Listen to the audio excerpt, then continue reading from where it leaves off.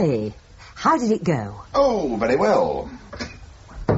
He accepted all my security recommendations, and he wants me to take a look at some of his other places. Good. I gather he's got a lot of those. Oh, yes. Warehouses, furniture repositories, cold storage. On the continent, in the States, all over the place. What's he like? Ford? Tough. I'd rather have his business than his friendship. Well, you've got his business. Yes, rather more than I'd bargained for. Oh? What do you mean? He sounded me out on another proposition. And what was that? Well, boil down.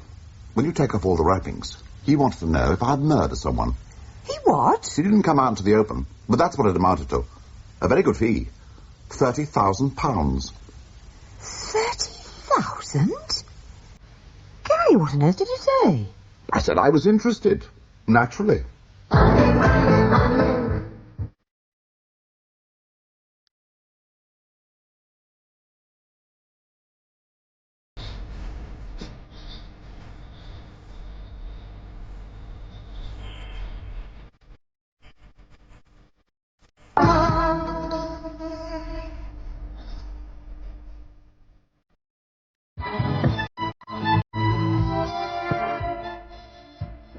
The Treadgold Conspiracy by Malcolm Stewart, with Nicholas Courtney as Galloway Hatch, Margaretta Scott as Lady Constance Treadgold, and Norma Ronald as Olga. The Treadgold Conspiracy.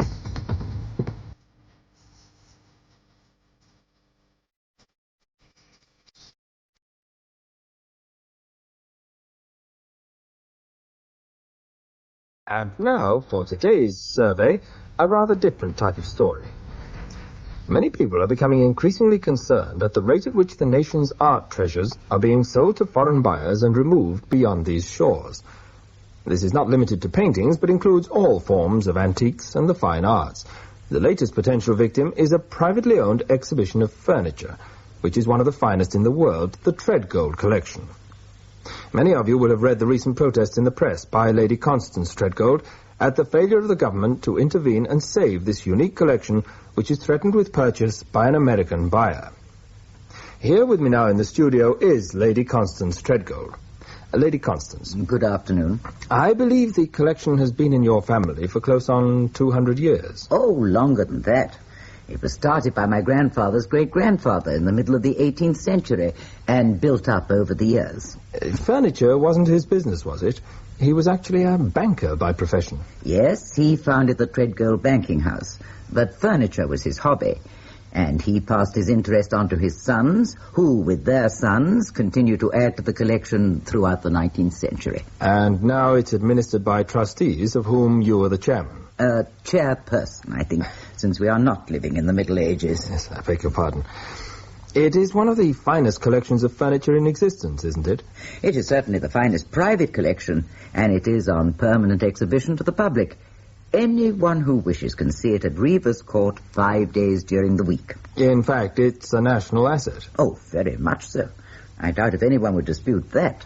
And now its existence is threatened. It's threatened in this country. An American collector has offered £7 million for it, an offer the trustees cannot afford to refuse. No one regrets that more than I. But mounting costs, high rate of taxation, and anticipated death duties make acceptance inevitable.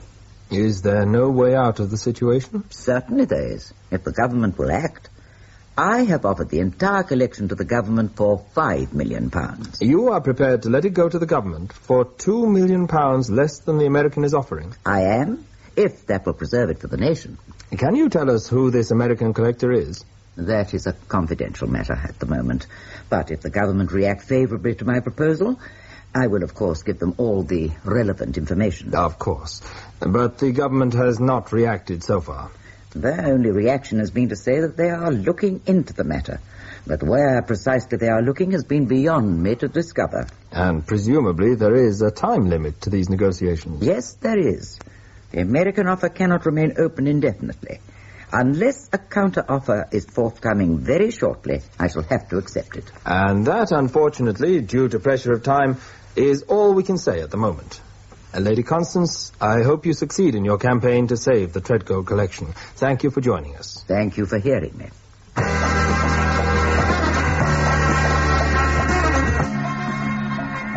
I wish someone was chasing me with 7 million. Have you heard of the Treadgold collection? Of course. It's been in all the papers. Haven't you read about it? Can't say I have. Oh, Gally, really? What do you do with your spare time? Snooze quietly.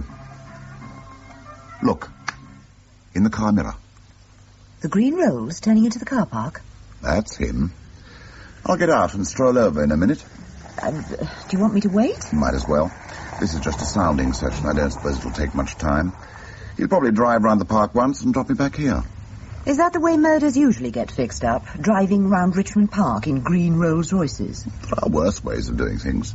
It ensures confidentiality. It's cosy. Well, I trust it stays that way. Cosy crimes carried out confidentially. Well, I hope you know what you're getting mixed up with. I don't. That's just what I've got to find out. Wish me luck. I'd better. You'll probably need it.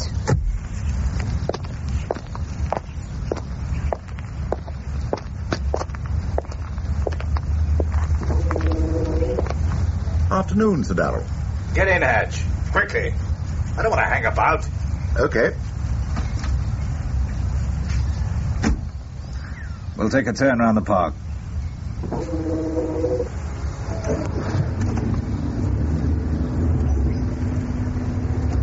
Well, you thought about it? What we discussed the other day, yes. And what conclusions have you come to?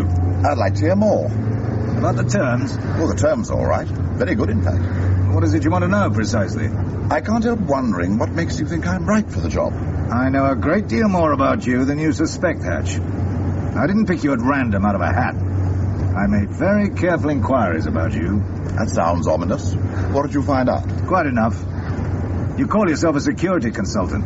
That's just a cover term. You're a private eye. Now, that's how I started. That's how you're going on. Supposing I am. What's wrong with that? Nothing at all. What makes you right for the job?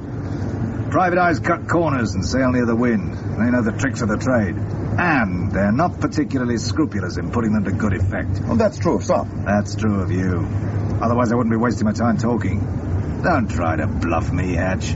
I haven't got where I am today by letting people pull wool over my eyes. Well, I'm sure you haven't. Coal stores and warehouses aren't acquired in large numbers by someone lacking in business acumen. I'll agree that your description of private eyes is a fair summary. It's a fair summary of you. Be that as it may, what you indicated the other day seems to involve rather more than cutting corners and sailing near the wind. It does. It means carrying matters as far as it's possible to carry them. Look, let's get to the point. You want me to kill someone? It has nothing to do with me, Hatch. In this affair, I am not the principal. You mean you're acting on behalf of someone else? Yes, I am. I see. When do I meet him? You'll meet him as soon as you're sure in your own mind about undertaking what's required of you. It's difficult to be sure about anything unless you know the details. You'll learn the details from him. All I want to know now is that you're prepared to pursue the matter. Oh, yes, I'm prepared to do that. I'm not surprised.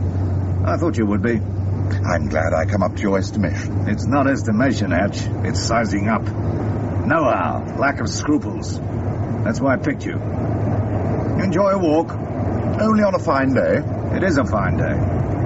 We've come just over a mile. Won't take you long to get back.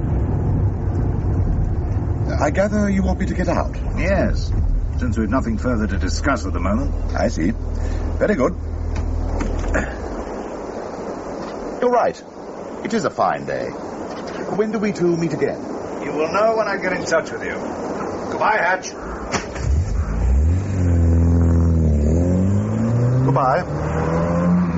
Charming manners.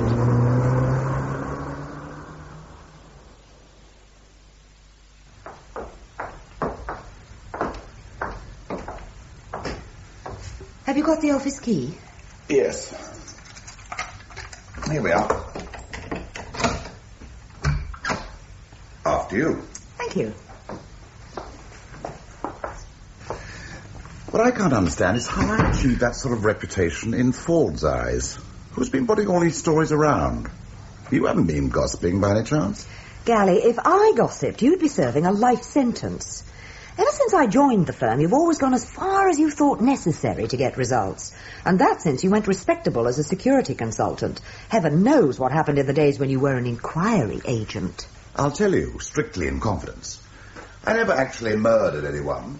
Theft I always just avoided. Blackmail I only practiced in order to bring criminals to justice. I broke and entered on occasions in order to find out what was going on, but never took anything. I did tell a lie sometimes, but that was only to the Inland Revenue. Gally, look.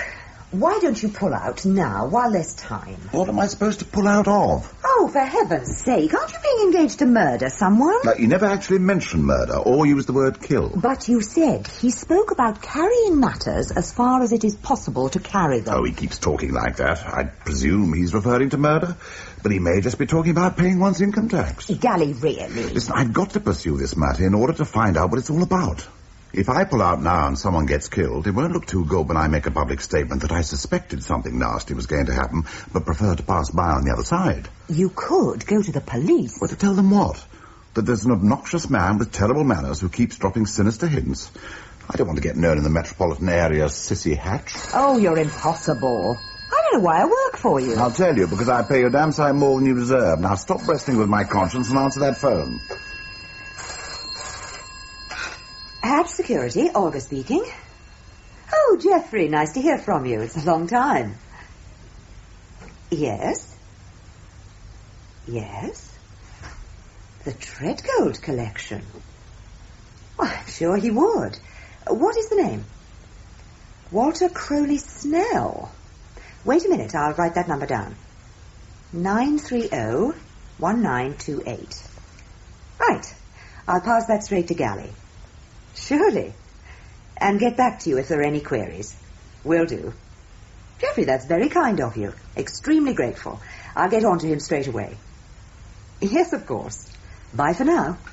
How extraordinary. What was all that about? Was Geoffrey Howard, in a tearing hurry, as usual. Oh, that antique dealer friend of yours. That's right. Apparently the Treadgold trustees want to get in touch with us. The Treadgold trustees? Yes, you know, the Treadgold collection. Furniture. We heard Lady Constance Treadgold talking on the radio about it. Oh, yes, I'm with you. All this recent publicity has made them nervous about their security arrangements. Geoffrey has given your name to Walter Crowley Snell, the fine arts expert, who's advisor to the collection. He wants to contact you right away. That's why I'm ringing him now. Okay, good enough. Walter Crowley Snell. It's a name I seem to know. Oh, it crops up in the press quite a lot. Only the other day I was reading all about how... hello? Is that Mr. Snell's house? Could I speak to Mr. Snell, please? Oh, that is Mr. Snell. Mr. Snell, this is Hatch Security. Geoffrey Howard suggested we should contact you. Mr. Hatch is in the office now. Would you like to speak? Yes, of course. Hold on, I'll ask him. Mr. Snell wonders if you could get round to see him now. Where does he hang out? Can you give us your address, Mr. Snell? Flat 16, Tresham Court, Cadogan Gardens. Just off Sloane Square. It'll take about 10 minutes. Yes, tell him. Mr. Hatch can get round very shortly, Mr. Snell. Will that be okay? All right, then. Thank you. Goodbye. He'll be delighted to see you. Full of charm. Very oldie-worldy. But at least that's a pleasant change from Dr. Brutal. Mr. Snell? Yes? I'm Galloway Hatch, Hatch Security. Oh, Mr. Hatch, of course, my dear sir. Do come in. Thank you. To tell you the truth, I was not expecting you quite so soon. You got here with remarkable dispatch, if I may say so. My office is only 10 minutes away. Ah, that explains it. No hat or coat? Oh, obviously not. No, I just got in my car and drove straight round. Well, then let us go through. After you, please. Thank you. Good heavens. This is some room. I hope it meets with your approval. Oh, yes, indeed. Very unusual. Quite a spectacle. Put on for the delectation of my visitors. Oh, it's delectable, all right. And it must represent a small fortune. Oh, mostly bric-a-brac, you know. There are some good things, but it's just a show. I like flaunting my good taste. I don't blame you. You've certainly got some to flaunt. Oh, my dear sir, a very just riposte. Do sit down, Mr. Hatch. Thank you. I gather my good friend Geoffrey Howard has been in touch with you. Yes, he phoned just before we rang you. You know him well? Well, actually, he's a friend of my assistant, Olga Clay. But I did a security check for him a couple of years ago, and he seemed well pleased with my recommendations. Oh, he spoke most appreciatively of you. Did he explain what I wanted to talk about?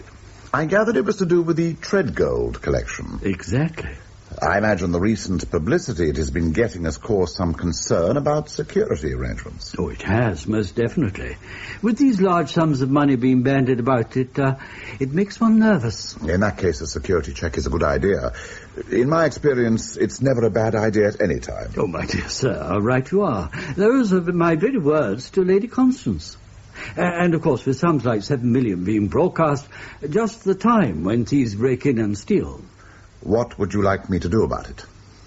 Well, in the first place, I think you should see Constance as soon as possible. Could you by any chance get down to Reeves Court today? Yes, I could, if you will tell me where it is. Of course, I'll ring Constance now. Oh, excuse me.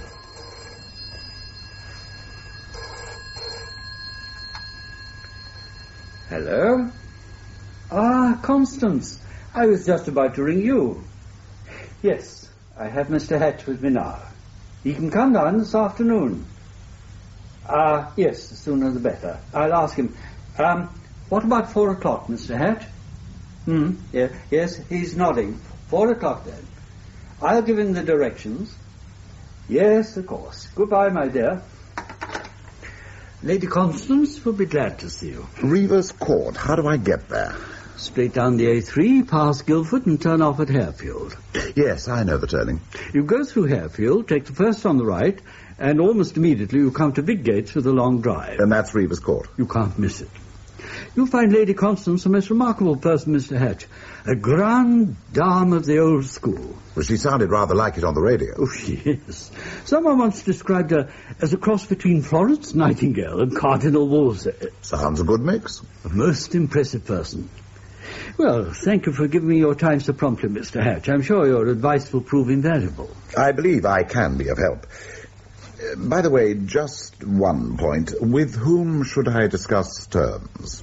That is not to be overlooked. Thank you for reminding me. I think it should be me. Could you give me any guidance in the matter?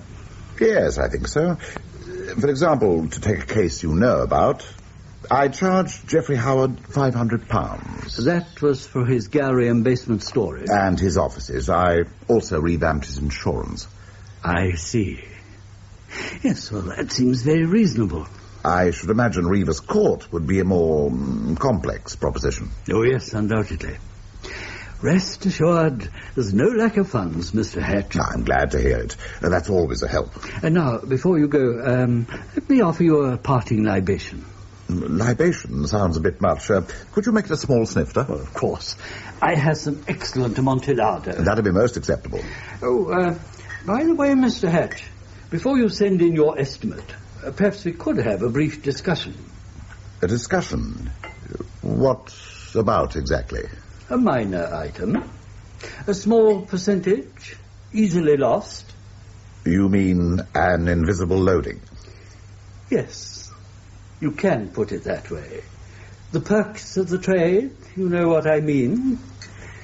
Introduction money. Introduction money? Introduction money? That's what he said. Well, whoever for? Whoever introduced us. Your friend, presumably. Geoffrey, I don't believe it. Well, there you are. Estelle didn't elaborate, and I didn't pursue the matter. Geoffrey wouldn't want introduction money. He's not a contact man. I must confess, I was a bit surprised. I should think so. What sort of impression did you get of Snell? Very oldie-worldy, as you said. All charm and good taste, and a pretty crafty mind behind that fuddy-duddy manner. You're telling me. And as big an expert at feathering his own nest as he is on furniture and fine arts. More than likely. Mightn't be a bad idea if you did some legwork in the matter. Meaning what, exactly? Find out what you can about the gentleman. Start with who's who. Contact professional acquaintances. Well, Geoffrey's the obvious person to start with. That's right. Take him out to lunch. You know, the firm's way of showing its appreciation. Get him talking about Snell. His background, reputation in the trade, anything fishy, that sort of thing. And when you think the moment's right, touch on introduction money. Geoffrey will go up in smoke. See that he comes down solid, with information. You're the expert at getting all the gossip. I don't have to tell you. I'm only going on my impression about Snell. But I'm sure there's something dubious there. It doesn't smell right. See what you can track down. All right. I'll do my best. Good girl. And while you're about it, you might also put in some research on little Lord Fauntleroy. Who? Oh, you mean Sir Darrell Ford. Well, where do I start with him? Try finding out about his title. Why? Do you think it may be bogus? I wouldn't be surprised. After all, what's he got it for? Storing ice cream in old masters? And I'm sure he's no baronet. Anyway, see what you can discover. Meanwhile, I'll get down to Reeves Court and talk to someone whose title's not in question. Come in, Mr. Hatch. Lady Constance. Walter told me to expect you at 4, and here you are. No difficulty in finding your way, I take it. None at all. Do sit down, Mr. Hatch. Thank you. Oh, just excuse me for one moment. Margaret, I shall be taking Mr. Hatch round the exhibition. I'll sign those letters when I come back. Very good, Lady Constance.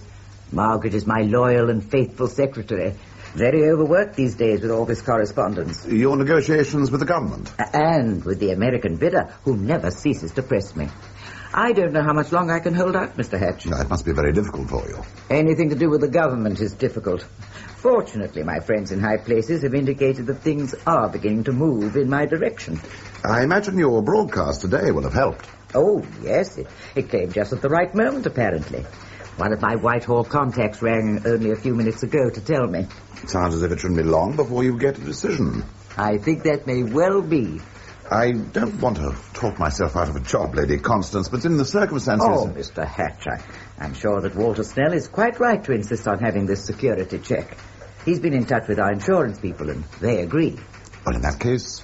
Well, now, let me take you round. Right. I live in this flat in the West Wing, which gives me ample accommodation. The exhibition closes at 4, so we can walk about there now quite freely. Oh, good. And this is my private door, which gives me access to it.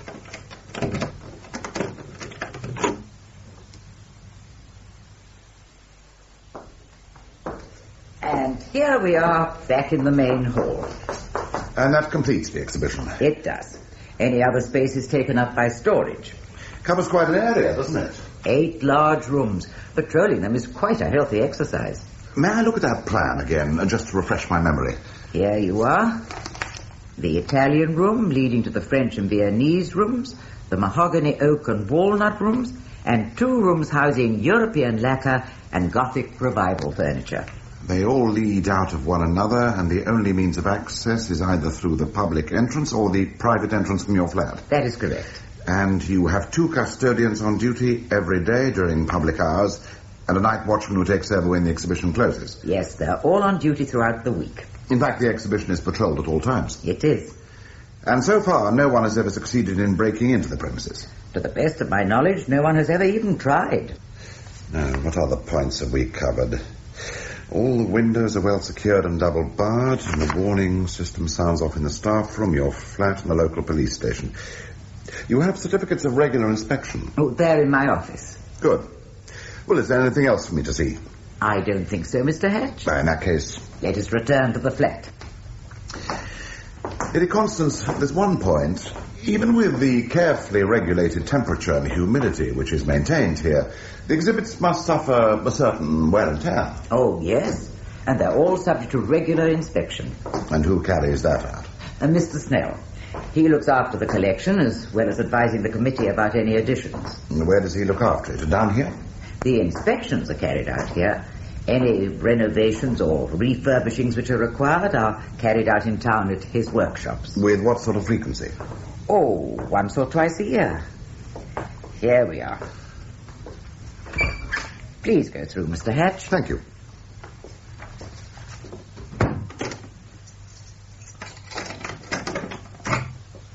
And now let me offer you some tea. Oh, that's very kind of you, Lady Constance, but I ought to be getting back. Ah, well, in that case, I won't try to detain you. Excuse me, Lady Constance. Oh, excuse me. Yes, Margaret, what is it? A phone call. Oh, who is it? I don't know. He wouldn't give his name. He's been hanging on for a couple of minutes. Really? Oh, I know. It's the press. One of my contacts. There may be news for me. Will you excuse me, Mr. Hatch? Oh, please don't wait. I'll say goodbye to you now. Goodbye, Lady Constance. I'll send you my recommendations. Thank you. Show Mr. Hatch out, Margaret. Yes, Lady Constance. This way, Mr. Hatch. Thank you.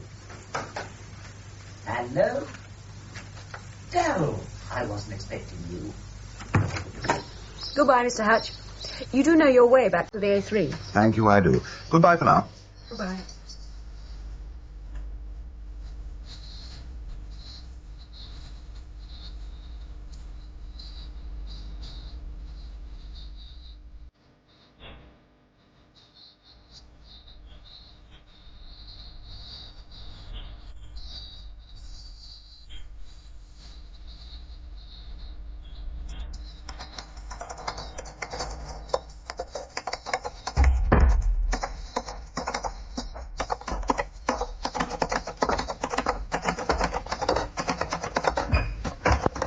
Morning.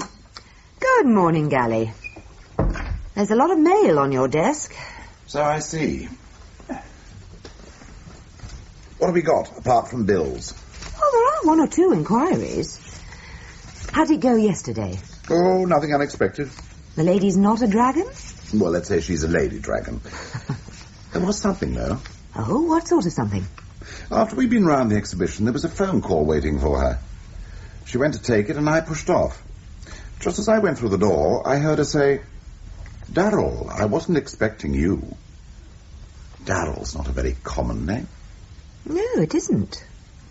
You're thinking of Ford? Well, probably just a coincidence, but let's bear it in mind. How did you get on with your inquiry? Oh, very well. Geoffrey was full of gossip. Did you learn anything? Quite a lot. How did he react to introduction money? Oh, he laughed at that. He seemed to think Snell had himself in mind.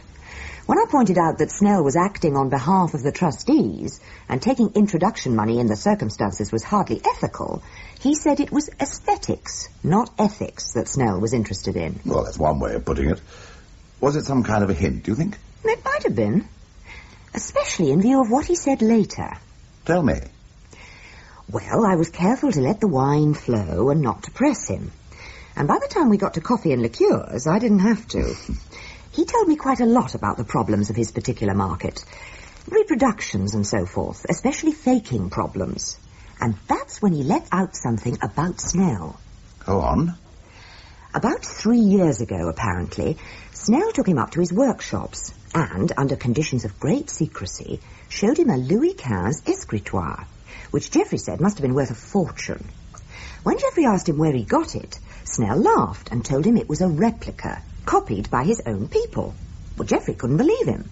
So Snell told him to examine it. Geoffrey did so, and still insisted it was the genuine article. Then Snell drove him down to Reaver's Court, took him round the exhibition, and showed him the original. In the French room, presumably. That's right. It was the centrepiece. I think I remember it. So, what conclusion did Geoffrey come to after all that? That he'd been mistaken, but understandably because it was such an incredible copy. And what was the final outcome? Oh, Snell said it was a one-off, an experiment to see what could be done. It would be locked up in his vaults and never see the light of day again. Did Geoffrey believe him? I think so. He pointed out that Snell's standing was too high for him to run risks with the Treadgold collection. Oh, I dare say. But what about other directions? If you can copy one thing perfectly, you can copy another. Yes, I know. When I raised that point, all Geoffrey would say was that this was a funny old world and you never knew what was round the corner. You can say that again, especially when it comes to Snell. I'm beginning to have increasing doubts about that gentleman. What exactly do you think he's up to? I don't know. Something pretty devious. He's not a straightforward villain like Ford. Oh, him! I nearly forgot. No sign of a title. You checked with the College of Heralds? Yes, Burke, Debrett, the lot. Not a sniff. It looks like a phony. Fake furniture? Fake titles? What am I getting myself into? A murder, apparently. Perhaps that's a fake, too. I wonder. I must remember to ask the dear boy when he rings me.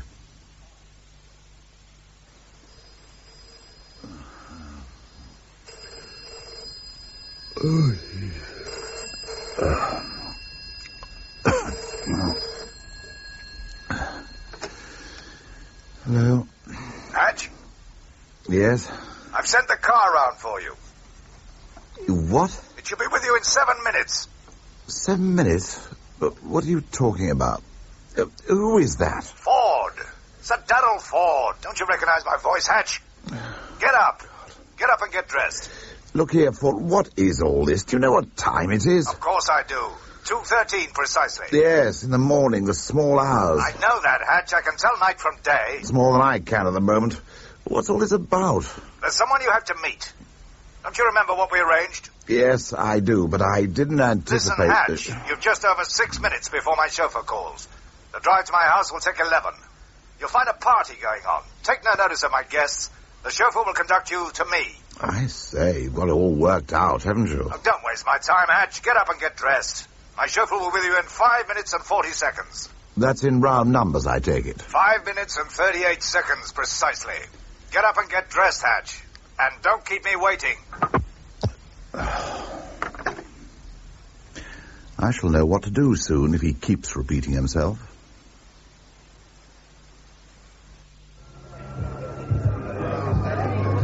This way, Mr. Hatch, please. Just follow me, sir. Lead on, my friend. I'm with you.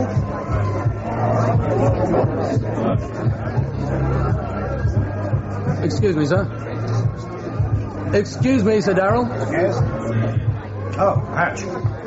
You all right, Smith? Thank you, sir. Come with me, Hatch. Where are we going? You'll see. This way.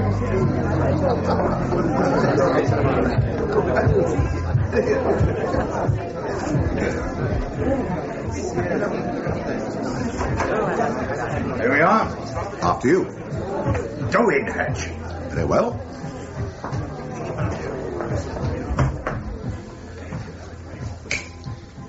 This is the library. Evidently. Sit down on the table, Hatch. This end. Okay. Now, in 10 minutes' time, at 3 o'clock, all the lights in here will go out. And the man you are to meet will come through that door. Is our conversation going to take place entirely in the dark? No. There's a reading lamp at the top of the table, which he will switch on. He will be able to see you quite clearly, but you will only just be aware of him. I advise you to keep things that way and not indulge your curiosity. I'll try to resist the temptation. But why all this mystery? Look, don't pretend to be naive, Hatch. You don't expect a client to reveal his identity in a matter of this kind. And I warn you not to try to discover it. I take your point. Aren't you going to be there? No. As I already explained, I'm not the principal in this matter, only the intermediary. Whatever's arranged is entirely between you and him. So I'm to make a deal with a man whose name I don't know and whose face I can't see. Well, it's entirely up to you. You know the terms? £30,000. How will that be paid? He will give you all the details. All right. I'll wait on him then. You will, if you want the cash. And when everything's arranged, what then? He will leave by that door, and you will leave by this one. My chauffeur will be waiting in the corridor. He'll drive you back to your place. And after that? You'll get instructions when the time is right. And now I'll leave you, Hatch. Remember, 3 o'clock. And don't try any tricks. Here we go. 9 minutes to lift off.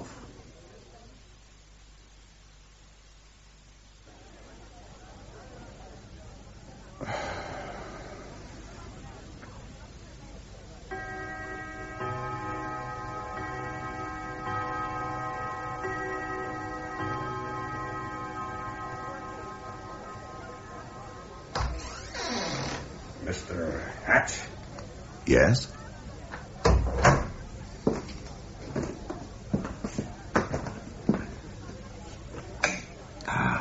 That's better. Now I can see who I'm talking to. That's rather more than I can say, with that light right in my face. That's as intended. You're quite clear what this meeting is about, Mr. Hatch? A contract to kill, isn't it? Yes, a contract. You fulfill your side, and we fulfill ours. Have you any questions? A few. Well, let's hear them. I'd like to be filled in on some minor details. Such as? Such as when, where, who, why, and how. You don't want to know much, do you? I want to know enough. I don't mind talking in the dark, but acting in the dark is against my principles. All right. I'll start with how. The man you're going to kill will be shot dead with a silenced automatic. The killing will occur at his place, and he himself will give you the weapon. That sounds very obliging of him. This isn't a suicide by arrangement, is it? No. He will be quite unaware of what is going to happen. He will be under the impression that you are acting as a courier. A courier? What am I supposed to be carrying? Cash. To be flown out of the country? By private charter. What part of the world? He'll tell you. How much is involved? 30,000 pounds. Uh-huh. I've heard that sum mentioned before. Your hit fee. What you're paying me for the job. Is that a coincidence? An intentional one. The money he hands you will have been passed to him earlier in the day in a locked security case. But only you will have the key, which will have already been sent you. That is the agreed arrangement. He will expect you to unlock the case and check the contents in his presence. Naturally, since you open it, it'll be turned towards you. And you will see what's in it before he does. I get it. There won't only be money. Correct. There'll be a Smith & Wesson automatic on top of the cash. So, I kill the guy and get my contract fee in one. Very neat. Very neat. Provided there's no double-crossing. Everything will go very smoothly if we keep our side of the bargain and you keep yours. Supposing I don't? Supposing I just hold the guy up and take the money and run? What's to stop me? Nemesis, Mr. Hatch. Nemesis. You mean you'd get me in the end? We'd get you the next day. I think you probably would. You can be rest assured. As I said, you stick to your side, and we'll stick to ours. And just to prove that we mean business, I'm prepared to show you the color of our cash. Would you care to see it? I wouldn't mind. Here's the case. The money's inside. Coming over. Thanks. Where's the key? It's unlocked. Take a look.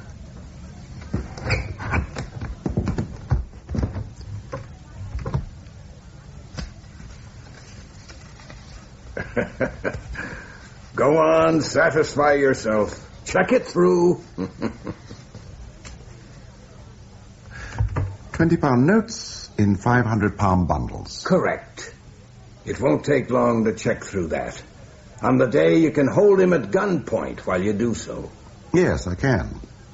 And who, by the way, is he? Why do you want to know? Because I don't like shooting people I haven't been introduced to. It's something I insist on. In fact, it's a condition of carrying this through. In that case, you've nothing to worry about. You know him already. I do? Who is he? His name is Walter Crowley Snell.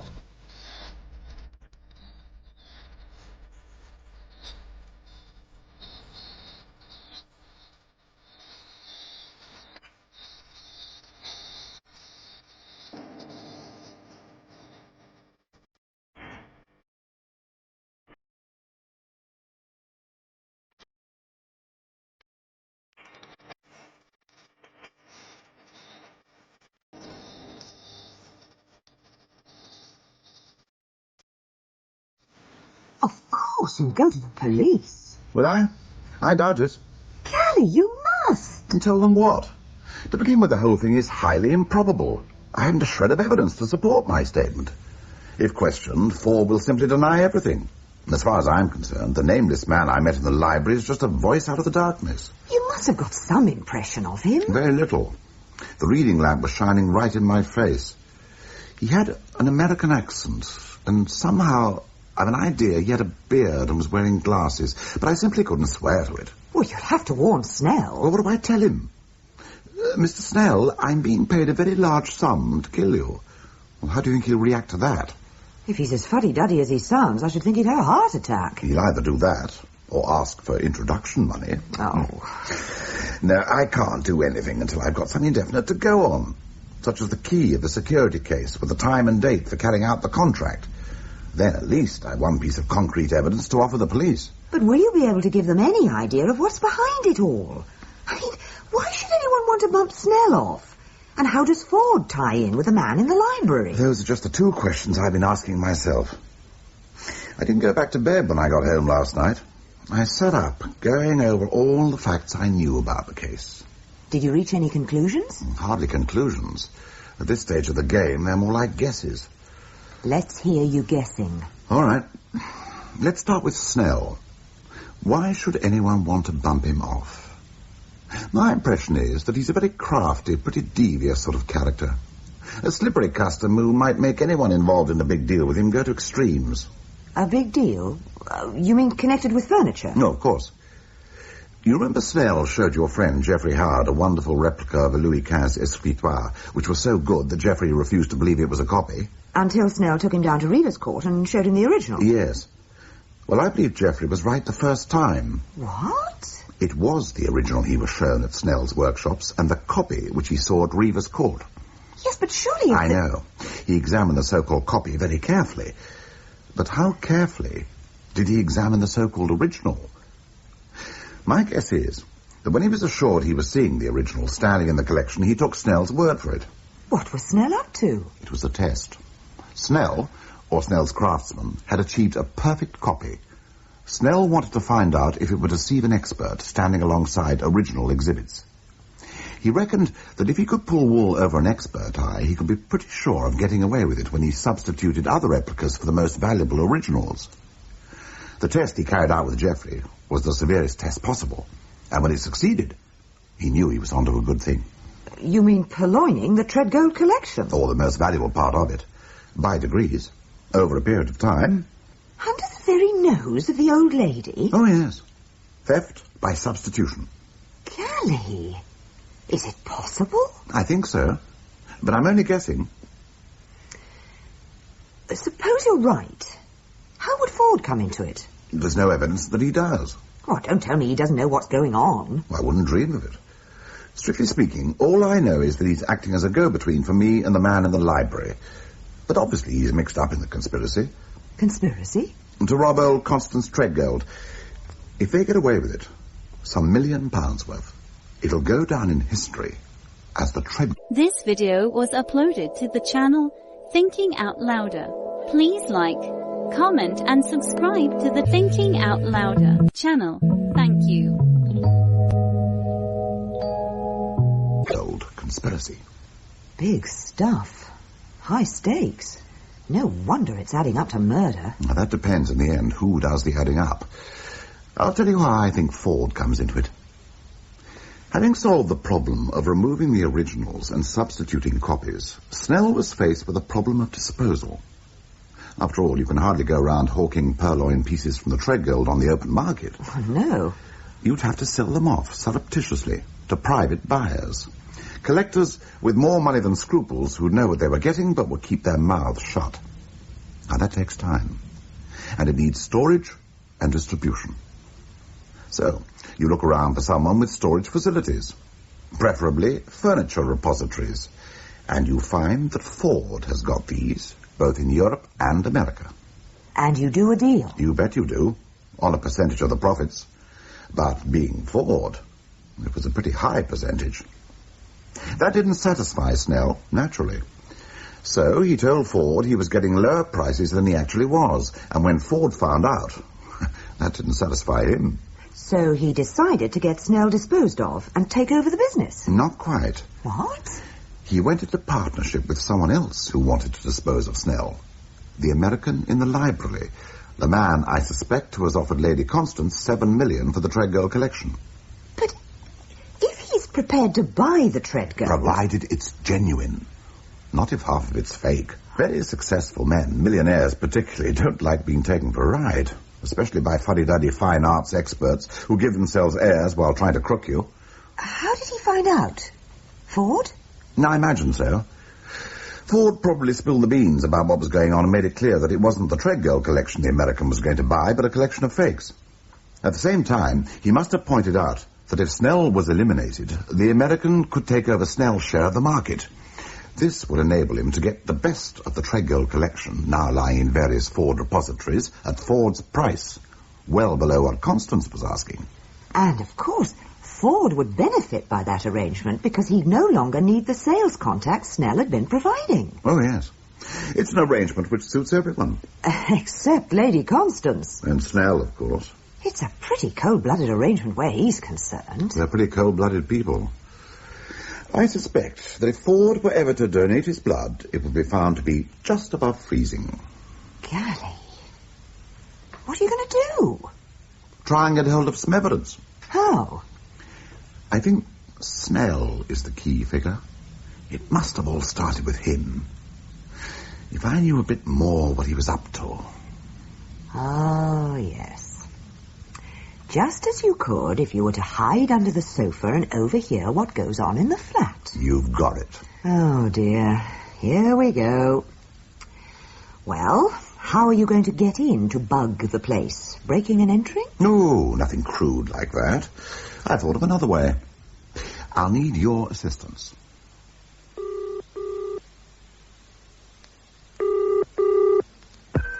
Hello? Mr. Snell? Yes? This is Galloway Hatch. Oh, Mr. Hatch, how are you? Very well. But I have one or two problems. What sort of problems? Well, the estimates for these security arrangements. Costs are going to be rather more than I'd expected. Oh, that doesn't surprise me, Mr. Hatch. The shock would be if they were less than you'd anticipated. Oh, I'm so glad you understand. I'd like to talk the matter over with you. By all means. Could I come over? Of course. When would you like? When would be convenient? I'm in all morning. Oh, in that case, I'll drop straight round. Splendid. I look forward to seeing you. Sit down, Mr. Hatch. Thank you. How can we help one another? I was rather wondering if you could advise me. Well, I should be delighted to try to do so. I've been going through the security notes I made down at Reeves Court the other day. Ah, yes. Lady Constance was telling me about your visit. There's something that troubles me a little. I would say that present arrangements, on the whole, are pretty good. Well, I'm delighted to hear it. Of course, one can always do better. Advances are constantly being made. The warning system, for instance, was installed 7 years ago. There have been considerable technological developments since then. But I got the police to test it, and it is perfectly satisfactory. Good. Excellent. Naturally, I want to do the best for my clients, but not to run them into expense which may not be strictly necessary. In view of the possibility of the government acting in the very near future... I see just what you mean, Mr. Hatch. I very much appreciate your scrupulous concern, and, of course, your consulting me about it. What sort of expenditure do you envisage if all your recommendations are put through? Well, in the event of installing a new warning system, closed-circuit surveillance, magic eye, and other developments, somewhere between 8,000 and 9,000. And then, of course, there will be your fee, expenses, and other considerations. I don't think that 11,000 or 12,000 pounds is going to worry anyone, Mr. Hatch. Really? Well, I'm happy to hear it. And I'm very happy you came to see me, particularly as I have a matter I would like to discuss with you. Oh, yes? Well, please tell me about it. Let me pour you a drink. That's very kind of you.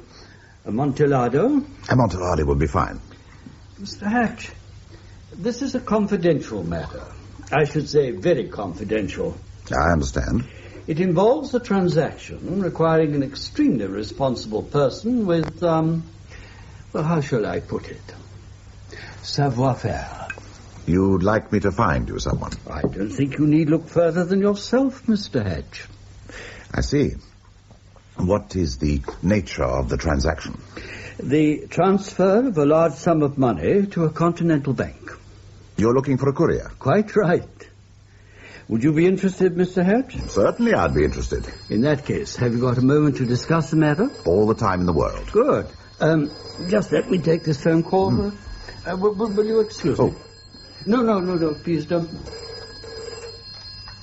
Hello? Hello, who is it? I can't hear you. I say I can't hear you. Please speak more clearly. What is it you want? What is it you want? Oh, some hysterical woman I can't make out. Yes, I am Mr. Snell. What do you want? What? A fire? Did you say a fire? Oh, my God. A fire at my workshops. Hello? Oh, damn her, she's gone. Oh, this is awful. Try ringing the workshop number. Workshop, yes, of course. Oh, dear. Oh, come on. The line's engaged. What on earth am I to do? Where's your car? My car? In the forecourt. I must go, Mr. Hatch. Will you excuse me? Oh, of course, you get off. Thank you. Thank you so much. Goodbye, Mr. Hatch.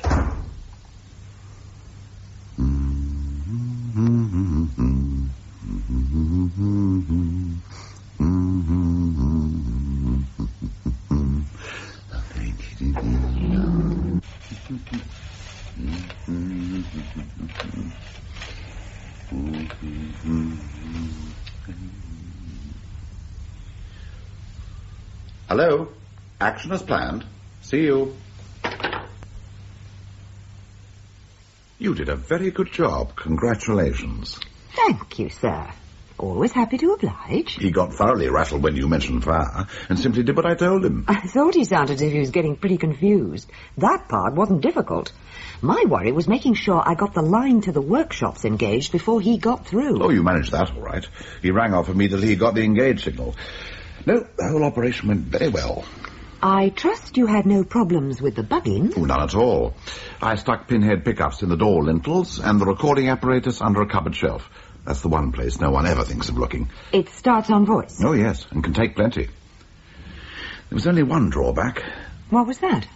When you phoned in, he was just beginning to sound me out about this courier business. You mean getting money out of the country? The thing the man in the library brought up? Yes. Unfortunately, Snell didn't get as far as the nitty-gritty. What I want to know is why he needs a courier now. If what I suspect is true, he's been getting money out of the country and evading the inland revenue for a long time. And he must have a system of transfer all lined up. Well, perhaps he has, but uses a different courier every time. If you stick to one man for that kind of job, you're rather playing into his hands. Too true. Anyway, I'm sure Snell will be on to me again soon, and when he does, I'll dig a little deeper. It does rather look as if things are getting close to takeoff. Yes, it does. I wish we knew more for certain. What about your inquiries? Have you managed to glean anything further? I have, as a matter of fact. What about? Ford. Oh, good. Let's hear. According to what I could discover, Ford started his storage business over in Ireland with scenery docking. He used to lease storage space in towns where local theatres were cramped for room. Later, he came over here and gradually built up his whole warehousing business. But originally, he started as an actor. An actor? Yes, a pretty bad one, I gather. I heard that from a friend of mine who remembers touring with him, years ago, after the war. He used to play heavies. Eventually, he gave it up and started his scenery business. But his acting name wasn't Ford. What was it? Garstang. CDF Garstang. Everyone called him Charlie. He was a terrible ham, apparently. He still is, and the ham's gone off. I wonder... What? CDF Garstang, Charles Darrell Ford. What about that? Yes! Of course, more than likely. That would explain that phone call. Do you remember my mentioning a telephone call which came through for the old girl when I was down at Reeves Court? Just as you were leaving, something about Darrell. That's right. Darrell, I wasn't expecting you. I didn't hear any more because the front door closed. You think it was Ford? Well, it's beginning to look more and more like it. You mean he actually went out of his way to get to know the old girl? Well, he must have. I mean, how else would he have come across her? It's hardly likely he normally moved in her circles. Well, in that case, Snell would have introduced him. Yes, as part of the deal. Ford probably insisted on it. If you're taking someone for a ride, you want to know who you're taking. Oh, that certainly makes sense. But there could have been another reason. What are you getting at? The American millionaire. If Ford had it in mind to do a deal with him against Snell, the only way he could have contacted him was through the old lady. Of course, he wouldn't have gone through Snell. Snell was to be the victim. God, Olga, I believe you're onto something. The identity of the American bidder's never be disclosed. If we could find that out, we might find out quite a lot of things.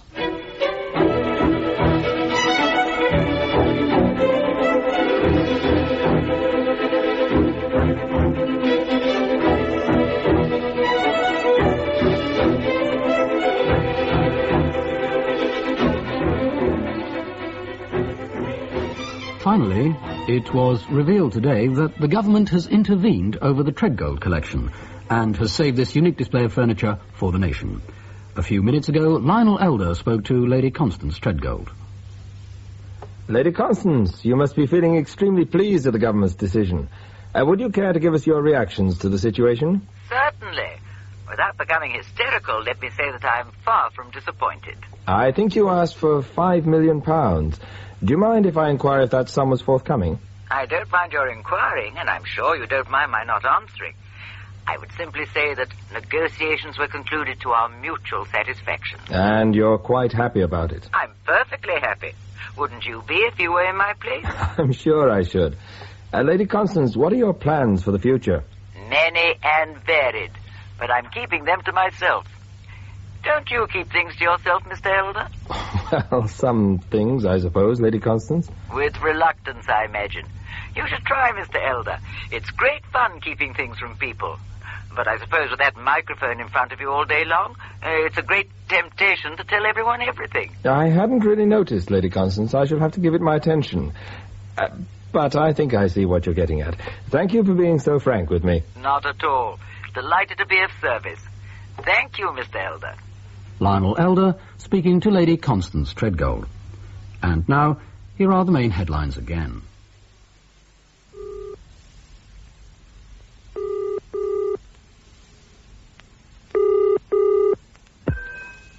Hello, Reeves Court. This is Galloway Hatch, Hatch Security. Oh, Mr. Hatch. You wish to speak to Lady Constance? If I may. Hold on, please. Thank you. Hello, Mr. Hatch. Lady Constance, allow me to congratulate you on your success with the government. Oh, thank you, Mr. Hatch. It was a famous victory. It was indeed. It only goes to show what can be done if you're prepared to fight and have friends in high places. I'm sure they can't. Lady Constance, in the light of the sale, I was wondering if I could come down and discuss one or two matters. Of course, Mr. Hatch. When would you care to come?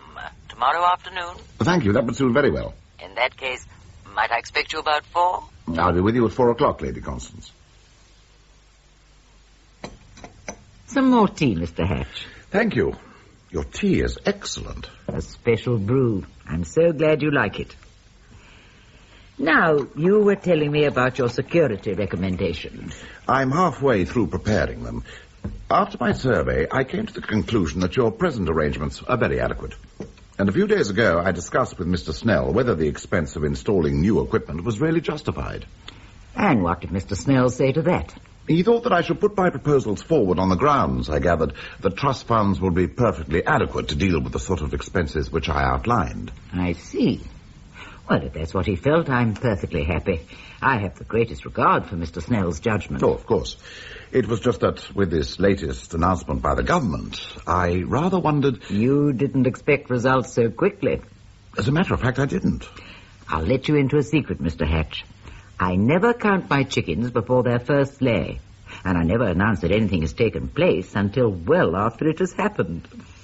You mean your deal with the government went through some time ago? It did. Before your original broadcast? Yes, before my broadcast. I made it a condition of the deal that no announcement should be made until funds had actually been transferred to my account. I was able to bring the necessary pressure to bear to get my way because I offered Reeves Court as a permanent housing in addition to the collection itself. I see. One has to do these things, Mr. Hatch. You've no idea what happens when sticks and stones begin to turn to liquid gold. Thousands of grasping hands appear from nowhere, from the furthest corners of the earth. Yes. And before you know where you are, half the money is exhausted. Well, this does rather put a different complexion on my security recommendations. They might involve as much as 10 or 12,000. Don't worry, Mr. Hatch. Just carry on and complete them. And send them to you? No, not to me. To Mr. Snell. I'm pretty exhausted, and I'm going away on a long holiday. Well, I'm sure you deserve it. It's been a privilege meeting you, Lady Constance, and a pleasure to advise you. Thank you, Mr. Hatch. I was assured that I would find it so by quite a number of people, including Sir Darrell Ford. Sir Darrell Ford? No, I think you know him, don't you? Didn't you have a phone call from him when I was here last? Oh, Darrell. Yes, of course. I didn't realize you knew him, Mr. Hatch. Oh, yes. In fact, I've just completed a security survey for his largest furniture repository. Really? A man of far-flung interests in the storage line. Was it furniture that originally brought you together? In a way, I suppose. He was very helpful in that he put me in touch with this American millionaire, whose bid for the collection enabled me to force the government's hand. I didn't realize that. Oh, yes. The strange thing was that I never actually met him, the American, I mean, although he made a number of phone calls. He knew the collection inside out. He must have been round it any number of times, but I never met him personally. Oh, heavens. A trifle eccentric, I think. In a way, I was sorry the deal with him never went through. But I couldn't let the collection go out of the country. I simply had to fight to save it. Well, you have. And many people are grateful to you for it. Thank you, Mr. Hatch. What was his name, by the way? Who? The American. Oh, him. Margaret. Yes, Lady Constance? What was the name of our American friend who put in a bid for the collection? Garstang, Lady Constance. Garstang, of course. CDF Garstang.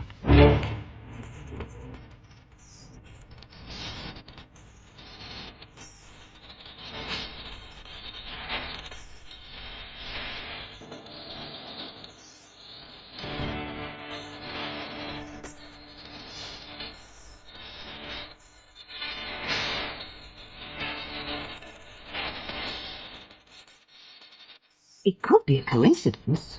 What could? Well, the American having the same names as Ford. CDF Garstang. Oh, come off it. That's not one, that's 4 coincidences. Yes, it hardly seems likely. Just a bit too close to be chance. No, it's all part and parcel of the Treadgold conspiracy. You think Snell was in on it? Oh, he must have been. What I've got to figure out is how those two benefit by the old girl selling the collection. Isn't there any way of opening her eyes to what's going on? None that I can see. She's got the greatest confidence in Snell, and obviously feels grateful to Ford for introducing the American. I hardly see that I can go to her at this stage in the proceedings and explain that Ford is the American, that half her collection is fake, and that, albeit unconsciously, she sold the government a pup. I should think she'll have a fit. Well, she's pretty tough, but even so. Besides, she'd never believe me. So, what do you do next? That's exactly what I keep asking myself. Hatch Security? Oh, this is Walter Snell. Could I speak to Mr. Hatch, please? Oh, Mr. Snell. Just a moment. I'll see if I can find him. Okay, I'll take it. Hello, Mr. Snell. How are you? Very well, thank you, Mr. Hatch. What did you find when you got to your workshop? Was it a very bad fire? Oh, thank you for inquiring. Well, I'm most glad to be able to tell you it wasn't a fire at all. It was all a hoax, then? It was all a hysterical woman, Mr. Hatch. I rather suspected it at the time, but obviously I didn't dare to disregard it. No, of course not. It was all a frightful nuisance and a complete waste of my time, but what can one do? What can I do for you, Mr. Snell? I was being carried away. If you remember, that phone call interrupted a rather important conversation we were having. I do. It is fresh in your mind? I remember it clearly. If I understood rightly, you were interested in the proposal which I put forward. Yes, I was. Would you be free to carry out a mission the day after tomorrow? It would take about 24 hours. I think I would. Just let me look in my diary.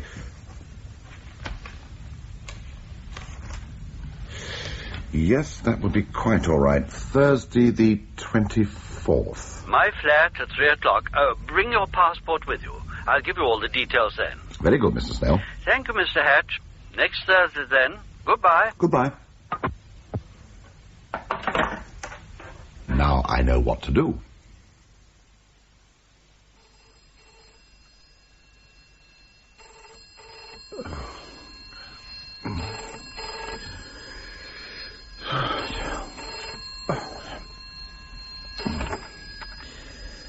Hello? Is that you, Hatch?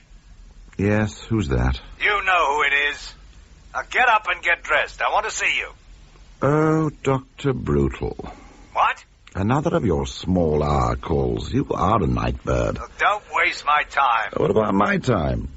Are you sending that big car over for me in 6 minutes, 53 seconds? Now, shut up, Hatch. You know the way over here. You drive your own car. Who's paying for the petrol? Stop being smart and get over here, right away. I've got something for you. I'm glad to hear it.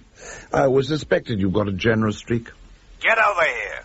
Okay, Lord Ford. I'm nothing if not obliging.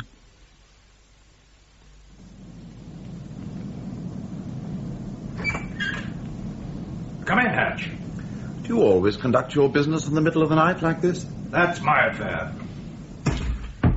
I do what I choose to do. Remember, it's me who's paying. Oh, I can't forget it. Aren't you going to ask me to sit down? No. Too kind. Thursday the 24th. What? 3 o'clock in the afternoon. What about it? I've been asked to check it with you. Ah, you're still acting as an intermediary. I told you I know nothing about this business. I simply carry out certain requests of the principal. And is one of them that you should hand over a certain key? Provided you satisfy me that you'll keep the appointment. Oh, I shall certainly do that. A lot depends on it. About £30,000. I'm not interested in the details. All right, here is the key. Thank you. If I may say so, you've a rather naive view of legal responsibility. What do you mean? Well, you can't act as a go-between paymaster and not have some idea as to what's going on.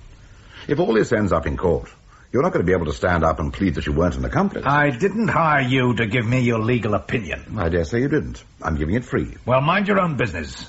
Just concern yourself with carrying out instructions. Excuse me, I've got a good deal more than instructions to concern myself with. Just a little matter of possible life imprisonment.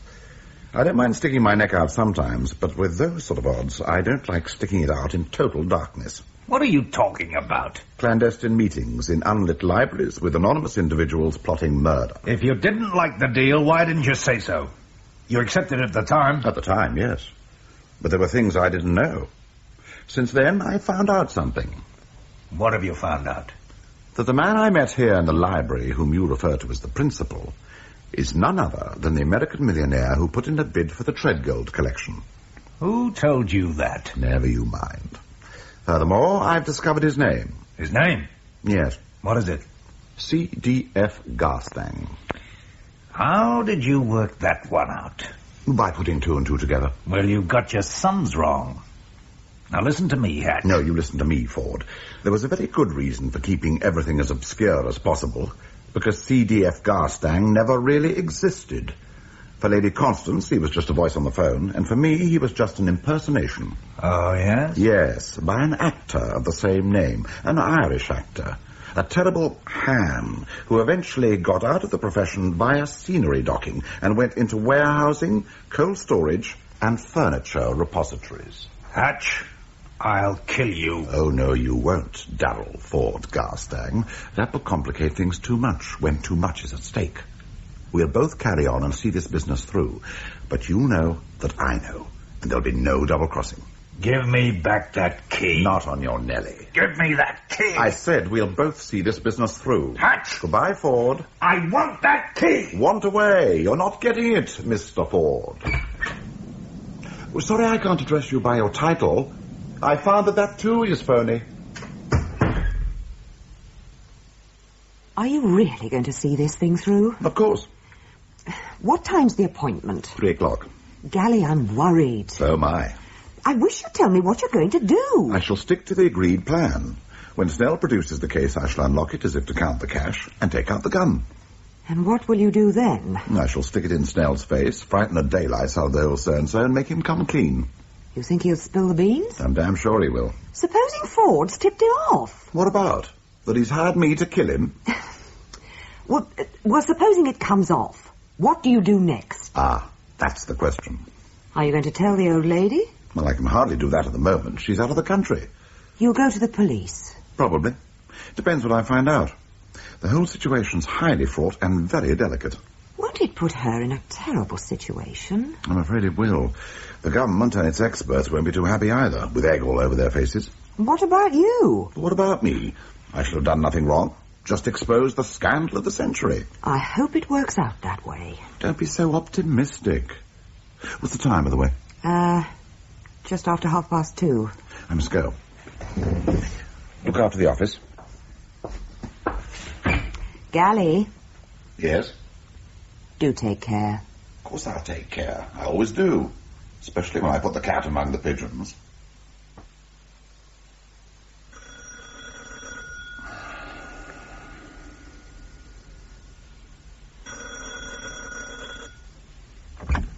Oh, Mr. Hatch. Oh, my dear sir. 3 o'clock. You are expecting me? Oh, yes, of course. I'm afraid I was preoccupied. Do come in. This way.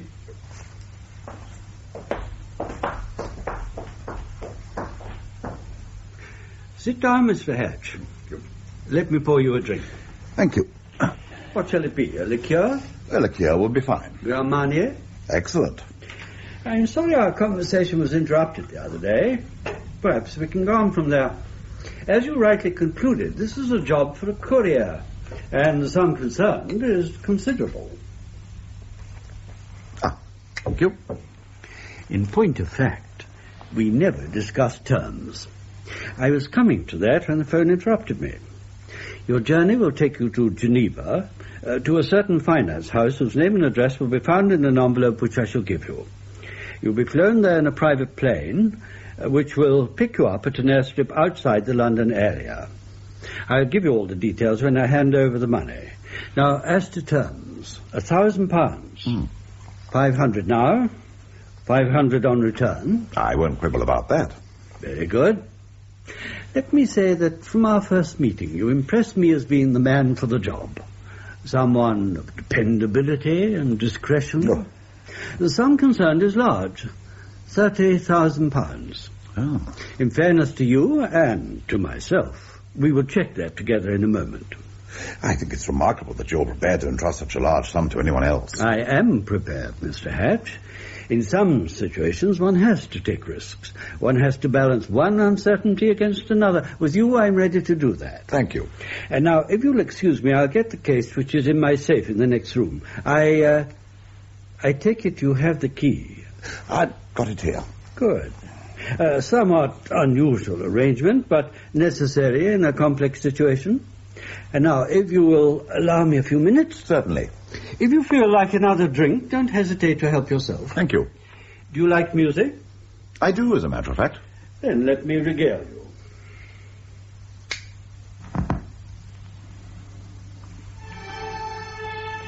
I shan't keep you a moment.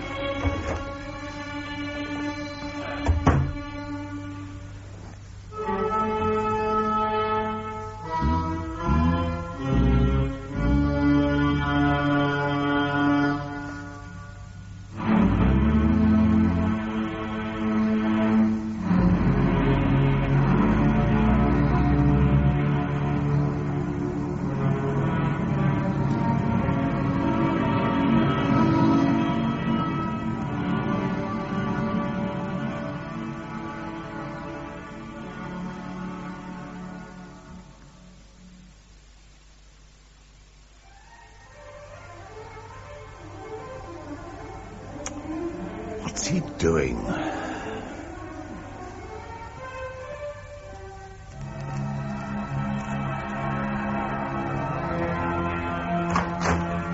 Mr. Snell? Mr. Snell? My God! Open up here! Open up! Police here! Open up! Police! Are you all right, sir? Me? Yes, why? We've just had an emergency call. This is 16 Tresham Court. Yes, it is. May we come in, sir? Certainly, Sergeant.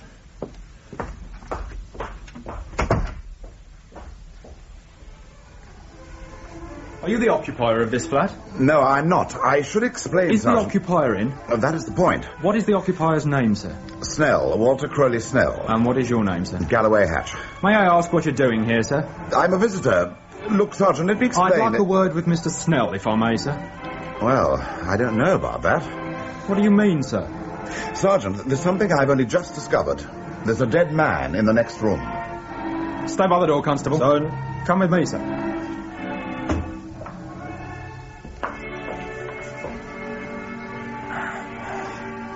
He's been shot through the head.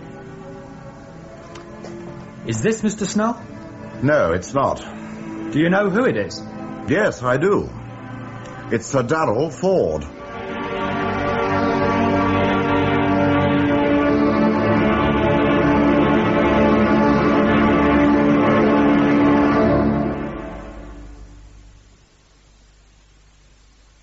Have you got that all right? Yes, Inspector. Any queries, Mr. Hatch? Not at this stage. I'll want to read it, of course. Of course. We'll need your signature on it. OK, get that statement typed. Very good, sir. Well, Mr. Hatch, your bugging of Mr. Snell's flat was an infringement of privacy not to be condoned. But what we've picked up on those tapes so far does seem to support your contention that there was some sort of conspiracy. A conspiracy to defraud? I'm sure there was. I imagine the money you were supposed to collect was part of the proceeds, but they fell out over it. Oh, they fell out, all right. But I still can't see why Snell should have put that emergency call through. Oh, delaying tactics, Inspector.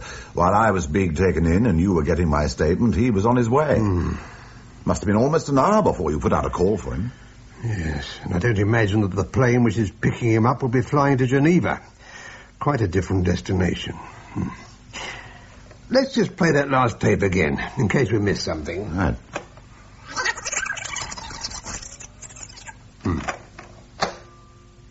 Darrell, my dear sir, I didn't expect you. I didn't have time to let you know. Can I come in? Of course. What has happened? There's been a change of plan. What sort of change? I found something out about Hatch. He's not reliable. Are you sure? He's got no intention of delivering that cash. Once he gets his hands on it, we won't see it again. But you assured me you'd taken care of that side of things. So I did. I told him what would happen if he tried any double-crossing. But he's found out something. A bit too much. If I may say so, that was always the danger. I never wanted him in the first place. You didn't want him. Then why did you suggest him? Well, how else were we going to get the money out of the country? As we'd ceased to trust one another, there had to be a third party. Well, it hasn't worked. We've got to do it differently. Listen. What do you mean by that? We'll divide it now and make our own arrangements. And double the risk? Well, what's the alternative? All right. Have you got the key? He's got one key, I've got the other. He'll be here in half an hour. All right, then let's get on with it. All right. You've got the case in your desk? That's a damn fool place to keep it. A temporary housing, my friend. I took it out of my safe just before you arrived. All right. Yeah, here's the key. I'll open it. I don't think you will. What the hell? What are you doing with that? Pointing it at you, Darrell. Pointing it at you. Put that bloody gun away. What the hell's the idea? There's been a change of plan. What do you mean? You're not going to kill me. I'm going to kill you. What, of your mind? Very far from it. Well, for God's sake, Walter. Oh, it's Walter, is it? What's got into you? We went into this together. We'll come out together. How nice. Look, I played fair from the beginning, didn't I? I played fair all along. It wasn't my fault you turned suspicious. I came here this afternoon to warn you. Well, don't you believe that? No, I don't. I'll tell you what I do believe. What, for God's sake? In doing to others what they would do to you, if only they got the chance. You bastard! You dirty bastard!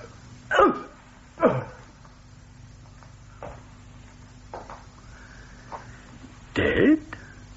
My dear sir. My very dear sir.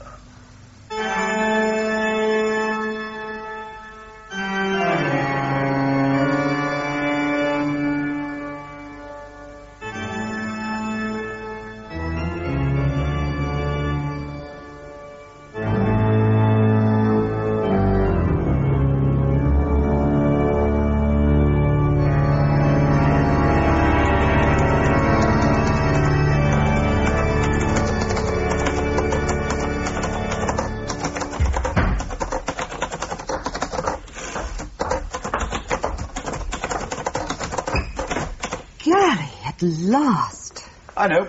You thought I'd never get away. What happened? Snell shot Ford and went off with the loot.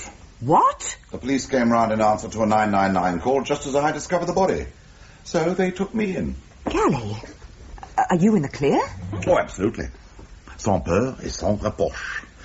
I don't suppose I should get more than 15 years. Oh, I do wish you wouldn't joke. I've been sitting here biting my nails ever since they told me you were helping them. And so I was. Just to put your mind at rest, what was picked up on the tape justified practically everything I said in my statement. Oh. Clearly there was a conspiracy against the old lady. Those two were dividing the spoils and had fallen out. And if Snell hadn't shot Ford, Ford would have shot Snell. So you are in the clear? Oh, yes. I expect I shall get my wrist slapped for invasion of privacy, but that's all. Besides, the authorities are going to be much too concerned with hushing up the frightful row that could break over the Treadgold collection. Oh, that reminds me. What? The old lady rang 3 times. Constance? Yes, she said she'd ring again. That's probably her now. She's abroad. Where's she ringing from? I don't know. She didn't say. All right, I'll take it. Galloway Hatch? Good evening, Mr. Hatch. This is Constance Treadgold. Good evening, Lady Constance. I'm sorry I missed you before. I gather you rang. No matter, Mr. Hatch. I expect you were detained. Well, yes. By the police, by any chance? Why do you ask? Because I'm rather concerned about Mr. Snell. Did he get away? Get away from what? From Darrell Ford, in the first place. I suddenly realized that Snell was in danger, so naturally I had to warn him. Did he get away? Well, yes, he did. It rather looks as if he shot Ford. Dear me. Doubtless in self-defense. And he went off with the money. What money? Come, Mr. Hatch. You know as well as I do. £30,000 you were supposed to be paid for the murder. You know about that? I know it was my money. So it was very reprehensible of Mr. Snell to go off with it. Hasn't he gone off with quite a lot of your things, one way and another? He certainly tried to. Fortunately, I had my suspicions about him early on. So when I discovered he'd substituted a copy for a valuable escritoire in my collection, I knew what to do. What did you do? I introduced him to Ford. On the basis that one good crook deserves another. On a business basis. Which ensured the highest cut of the profits from the whole swindle going to the sleeping partner, yourself. I didn't quite hear what you said, Mr. Hatch. I simply told them to make a business arrangement and get on with it. The alternative being that you went to the police. Oh, dear. Wouldn't that have been a kind of blackmail? Wouldn't that have been their just deserts? It depends how you look on things. Perhaps our minds work along similar lines, Mr. Hatch. Perhaps they do, Lady Constance. Why did you ring me? Ah, yes. As I said, it was very naughty of Snell to go off with the money. And shooting Ford wasn't very nice either. However, I think I know where Snell is to be found. If you and the police act quickly, he can still be arrested. Right. Give me the details and I'll pass them on. It's a little place 5 miles south of Lincoln. Burstead Manor. Burstead Manor. There's a small private airstrip. The local police are bound to know it. Private airstrip. The aircraft picking him up is landing at 8 o'clock this evening. ETA 2000 hours. Get Inspector French on the other line. That's the number. Very urgent. Okay. Right, Lady Constance. I'll just check that back. Lady Constance? Lady Constance? Are you there, Lady Constance? Oh, hell, she's rung off. Hello? Can I speak to Inspector French? It's about the Ford murder case. Galloway Hatch. Yes, I'll hold. Oh, God! What? Of course, that's it. What is? She got Snell to bump off Ford. Now she's getting Snell arrested. So they're both out of her way. Constance? She's played them off against each other all along the line. Now she's reaping the entire proceeds. Do you mean she was behind the whole business? From the beginning. She was the Treadgold conspiracy. First, she promised them shares in the sale of individual items, and then in the $5 million which they helped her bulldoze the government into paying for the collection. She knew that each wanted to grab the other's share because each plotted with her to do so. So she double-crossed both of them. And now I bet she's safely abroad with the loot in some tax-free haven where there's no extradition treaty. Good Lord.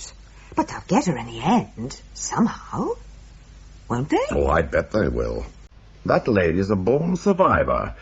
With £5 million, she'll survive forever.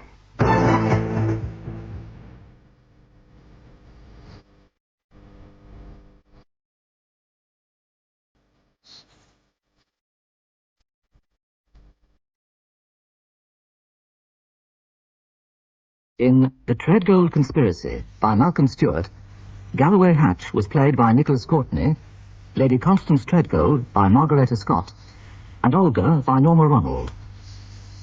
Sir Darrell Ford, John Bennett, Walter Crowley Snow, James Thomason, and the principal, Don Fellows.